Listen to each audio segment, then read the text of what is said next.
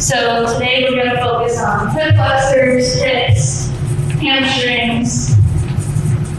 Are you guys able to touch your toes? Yeah. Oh, yes.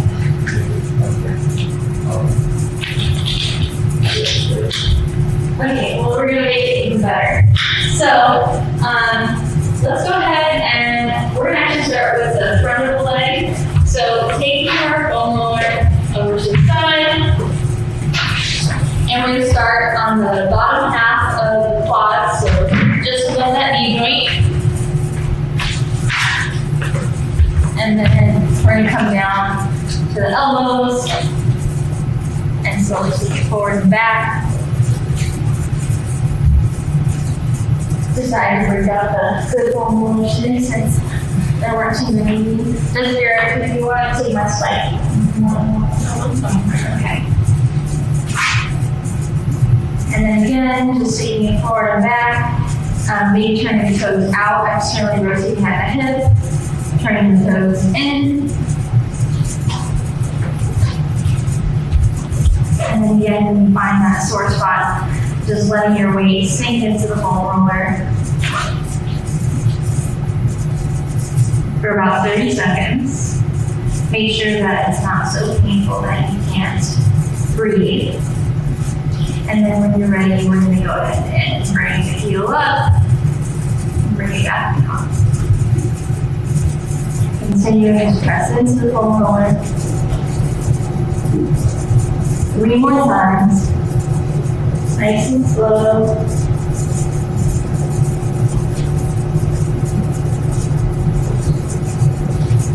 I already kind of did a little walk jog this morning with my dog, so my legs are already doing this. All right, windshield wiper, side to side. If you want less pressure, you can come down to the knee like I am. If you want more pressure, you can lift that knee up and come up to the toes.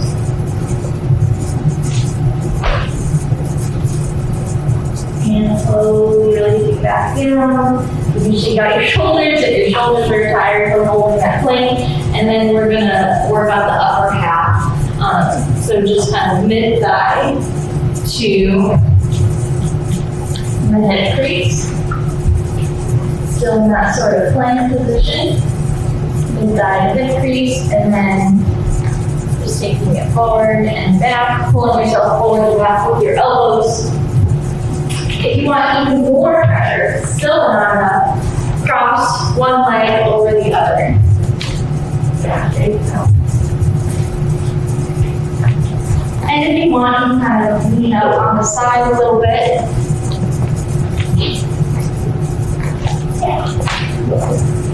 Kind of turn to the side some. And again, once you find that spot, you will hold it there. And again, feel free to add more pressure by crossing one leg over. But again, make sure you can breathe the whole time.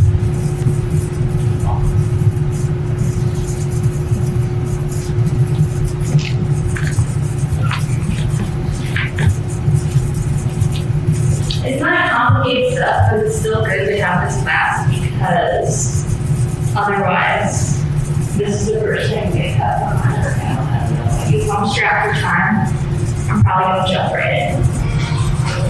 All right, and from there,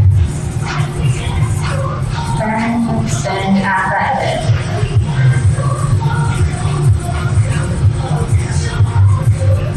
There's a whole hamstring girl.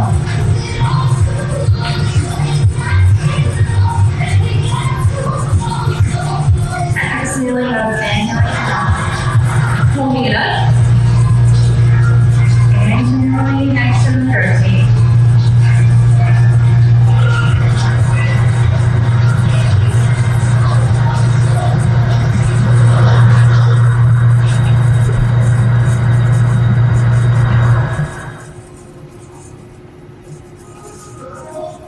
And release it back down. Let's go ahead and come over to our other side. Same thing. Did I ever tell you guys why I got this particular foam roller? So, at the gym that I was working out with, they had these rumble rollers. They had a black one and a blue one. So go ahead and start on the lower half here. And especially for mid-back, I didn't feel like the blue one was stiff enough. So when I got my own, I'm like, okay, well, I'm just gonna get the most intense one possible because I'm gonna build up to that anyway. One thing I didn't realize was that the foam rollers at the gym had been used by hundreds of people and squished down. So this one, I would say I would not necessarily recommend. If you were gonna get a rumble roller, I would recommend the blue one. But I like the ones that are like that one, that's kind of like PVC type with the grooves on the outside. Those ones are the best, but you can do a lot more with the length of like this black one. It's a little bit longer, so that makes it a little bit more versatile. All right, let's go ahead and triangle curls.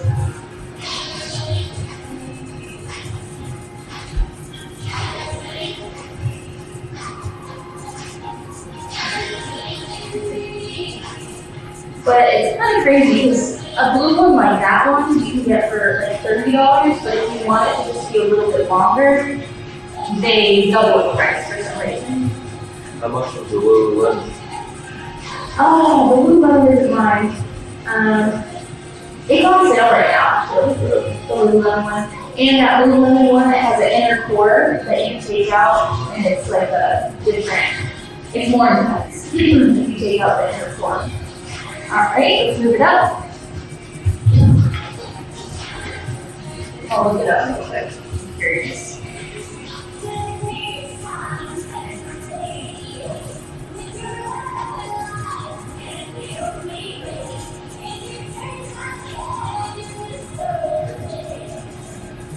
And internally rotate, turn the toes in. So that Lululemon one is $58. How much is it? That one was like 30. We made that one for 12. And this double roller was a lot, like 70. Oh my God. Yeah. It's gonna last a lifetime, literally. Hopefully it'll squish down eventually.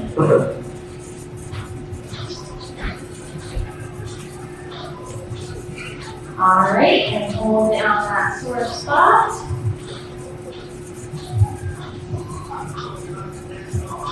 Yeah, you gotta look at it like an investment.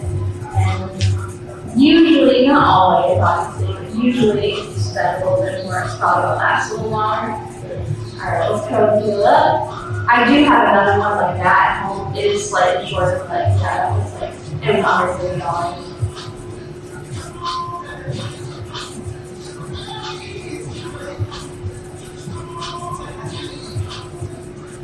Alright, let's hold it up.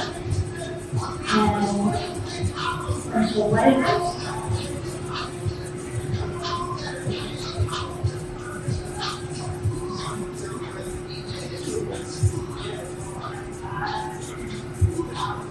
And relax down. Alright, we're going to come to our stretching portion of today's class. So we're going to put the foam roller to the side. Grab your yoga strap. Put the foam around your back. I'm going to take my shoe off. You don't have to necessarily. But I think it's easier to kind of press the foot up into the strap here. So you're going to start with a hamstring stretch. So you're going to lay flat on your back. Take the bottom of that strap, move it around. I'm going to start with my right leg. You can do whatever you want. Shoulders back and down. And we're literally just going to sit here and let that hamstring stretch out. If you're familiar with the stretch reflex mechanism, when your muscles are stretched, receptors tell your brain and your spinal cord that, hey, this muscle is being stretched, and its first reaction will be to kind of tense up and try and prevent your muscle from stretching farther. So in order to kind of let our bodies know that, hey, hey, this stretch is okay, this is what we're trying to do right here. We do need to hold it for a semi-significant length of time.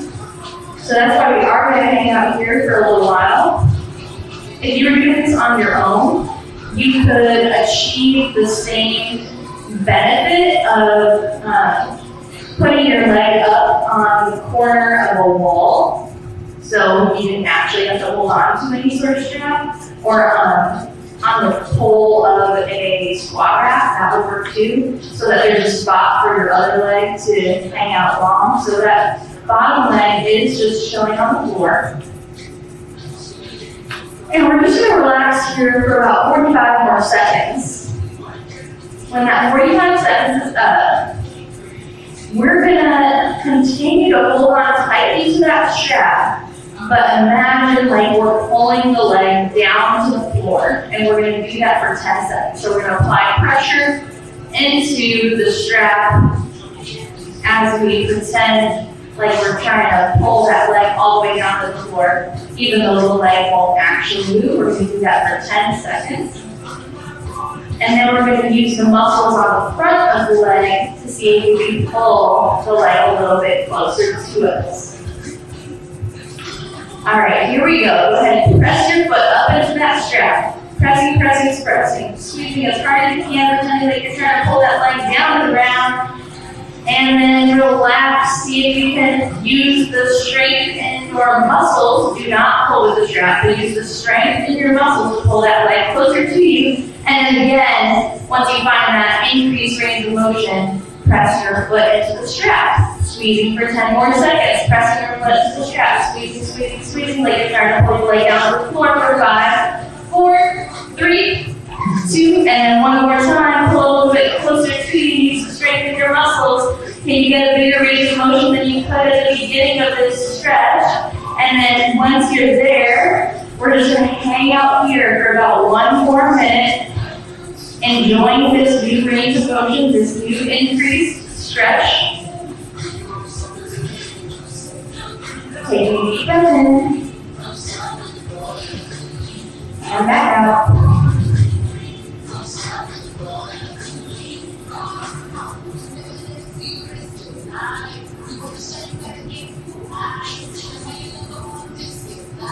About 10 more seconds.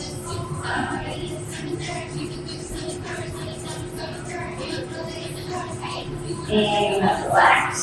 Give that knee a little underneath. And put that leg down. Same thing, other side.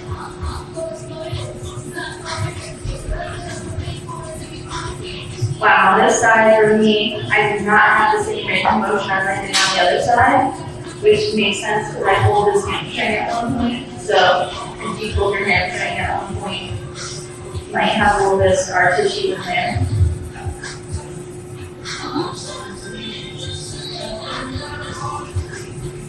So starting by, if you're doing this on your own, you would stretch for 2 minutes. I know it sounds like a really long time. But again, we need our muscles to kind of chill out. It takes a while for it to do that. These are called hamstring pails and rails. There's a technical physical therapy term, PAILS, RAILS. I forget what those stand for, but you can look it up if you're interested. But this is the most effective way to increase your range of motion. And hamstrings do tend to get very tight and very weak when we sit too long. So this will help with that too. We're going to spend about another minute here. So hopefully you feel that sort of stretch feeling starting to go away some. Make sure you're breathing and you're stretching to a point of discomfort, but not pain. Pain is not ideal. Got about 30 more seconds until we apply pressure into the strap and pretend like we're going to pull that leg down to the floor.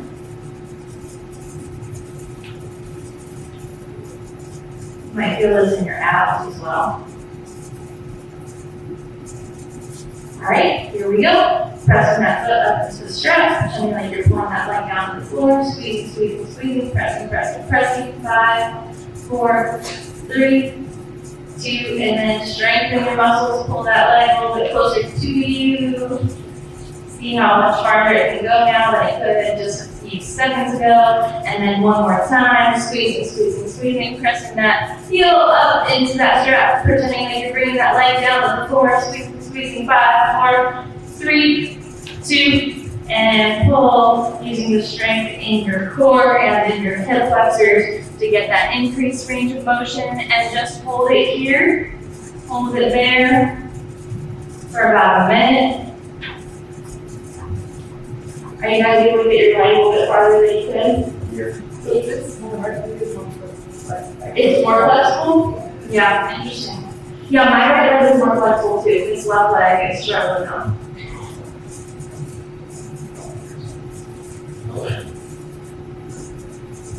Yeah, I feel some tension actually right where that hamstring inserts. So, I mean, it's good to do this just to, I mean, if you didn't do this, you might not have known that your right leg is more flexible than your left leg. All right, go ahead and relax now. Give it a little hug. Let's go put the strap aside. Let's stretch out nice and long. Bring our arms up overhead. Reaching. And then maybe hug the knees to the chest. Take your, interlace your hands underneath one leg, and let's roll it. Okay, I know this is rolling well, but I do have one more exercise for you guys. Go ahead and stand around up. So, hip flexors. You may never have an aspiration to do a one-leg squat. This will help you with that though. Or even if you want to do L hangs, where you're hanging from a bar and your legs are out straight. So for this one, we're gonna go ahead and bring the knee up as high as you can. Let's go ahead and take the hands underneath the thigh. From here, we're gonna release the hands and fight to keep the knee high. Very good. Now, we're gonna kick out. Try and keep that knee high the whole time so you can kind of reset the knee too. Keep in mind, you keep dipping down a lot, that's okay. That's why we're doing it in practice.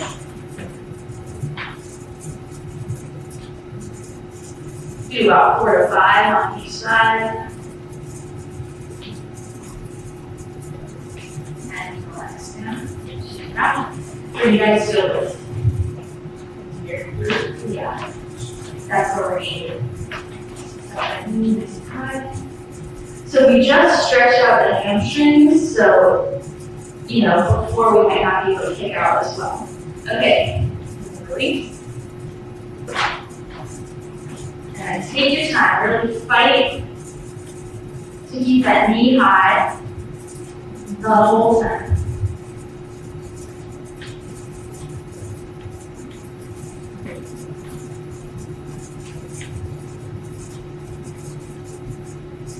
Alright, let's check it out. Let's do one more set each side. Hold that knee high. Glutes are activated in the opposite leg. I'm focusing on something stationary on the floor to help with my balance. And then when you're ready, take it out. Strengthen the core as well. Exhale as you extend out. Oh man, that knee is just so good. Okay, same with the other side. Up, take your time.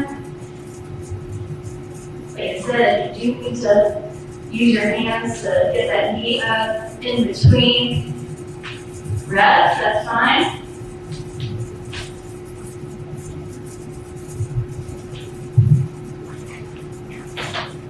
All right, go ahead, shake it out. We'll finish up with everybody's favorite thing, as we often do, which is roll out the T-spine. So we're going to place that whole roller just at the bottom of the rib cage there. So your rib cage is protecting all the stuff inside your abdomen or your visceral cavity, you don't want to go any lower than that rib cage. We're not trying to pull our kidneys. So inhale, extending back, keeping the low spine, the lumbar vertebrae, nice and neutral. So if you're overarched, tuck the belly button into the spine, engage the core, scoot yourself forward 2 inches. Inhale back. Exhale up. Scoot forward 2 inches, pulling through the heels. Inhale back. Exhale up. And then just working your way all the way to the bottom of your neck. Whatever on your neck. And then once you make it all the way to the top, you can find some movement going forward and back. Maybe shifting from side to side. Wherever you feel like you need it, if you want to rock onto one side, do that.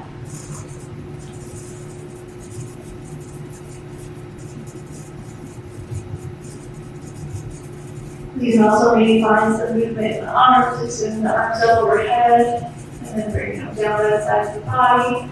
Maybe opening up the chest, taking the arms out to the side, doing kind of like a snow angel situation. Or circles.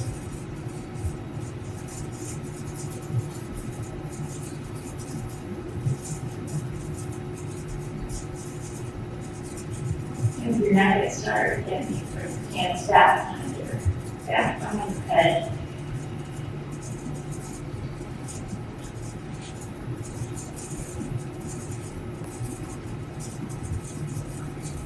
And when you're ready, slowly